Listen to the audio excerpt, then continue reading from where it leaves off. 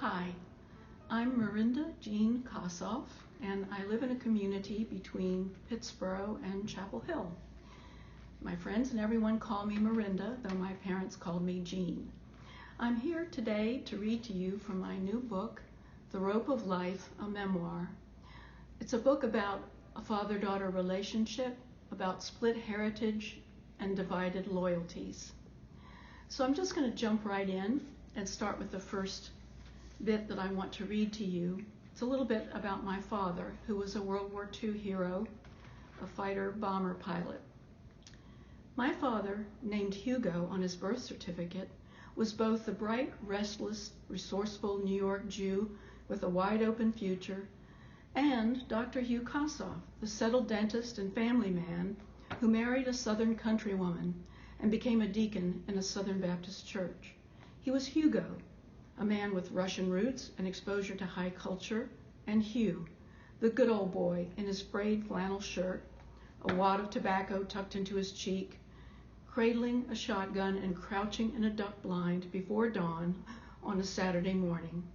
He was egalitarian in a town that prided itself on social class. Social mores meant little to him, and though he seemed to want to blend in, he was at heart a nonconformist. My father had what some would describe as a big nose. It was a long, straight nose that went well with his hazel eyes, thick, dark brown hair, and fleshy lips. When I was a girl, I thought he could pass for a movie star. I could see him standing in for William Holden in The Bridge Over the River Kwai, or John Carr in South Pacific. He was handsome with that nose, but it gave him away. Too Jewish. Eventually, he would get a nose job, with the same intent as when he changed his name from Hugo to Hugh, and his religious identity from Jewish to Southern Baptist. This next section is a little bit about the town where my father landed and where I grew up. When I was growing up, there were only 225 Jews in the Danville population. Despite their minuscule numbers, Jews were considered enough of a threat to warrant neighborhood covenants in Beverstone, Pine Tag, and Druid Hills, barring both blacks and Jews. Jews couldn't belong to the Danville Country Club. The few Catholics in town didn't fare much better. They were outsiders with strange religious practices. And, worst of all to a Southern Baptist, they drank alcohol. Episcopalians did too, and they danced. My mother called them Whiskey-palians.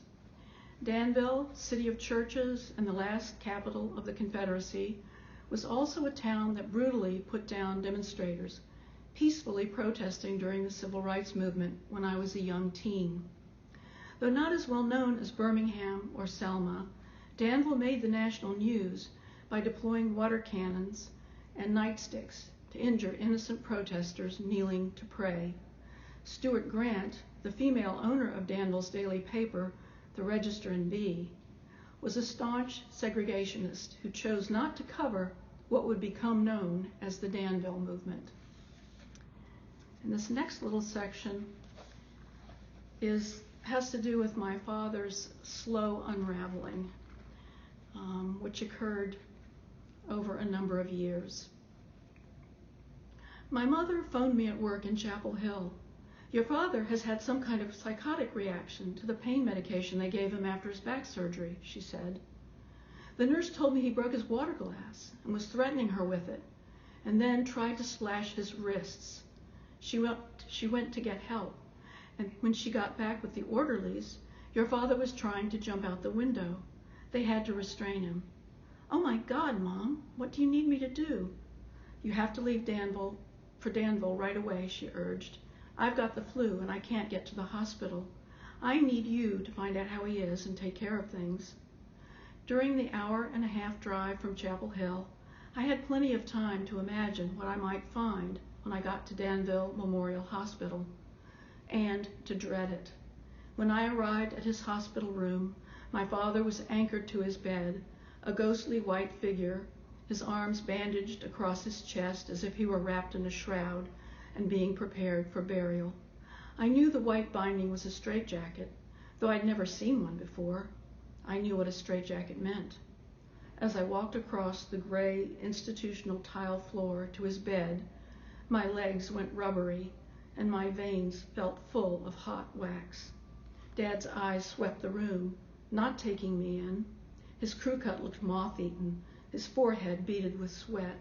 A styrofoam cup had replaced the glass that had been on the table by his bed. He couldn't get to it even if he wanted to.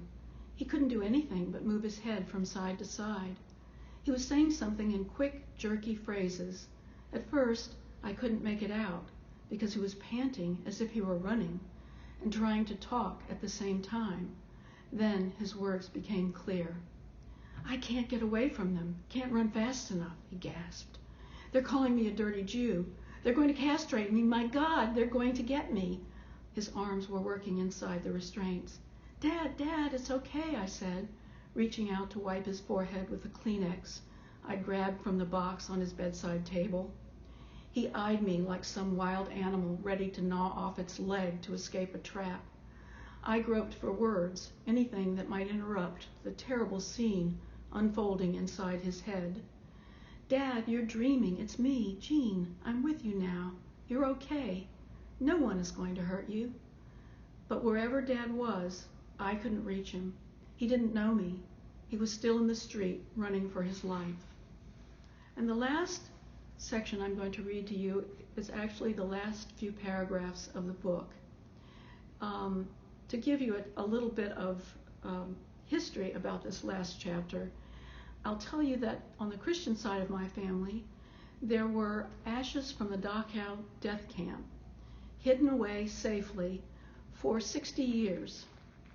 And then they came to my cousin Joe, the only one remaining alive from his family. Joe asked my help in finding a burial place with honors for these tragic ashes. The ash cake the Nazis manufactured contained a mix of different human remains, though they portrayed the ash cakes as the remains of one Jewish family member. The Nazis used the ash cakes as a public relations ploy to deflect suspicion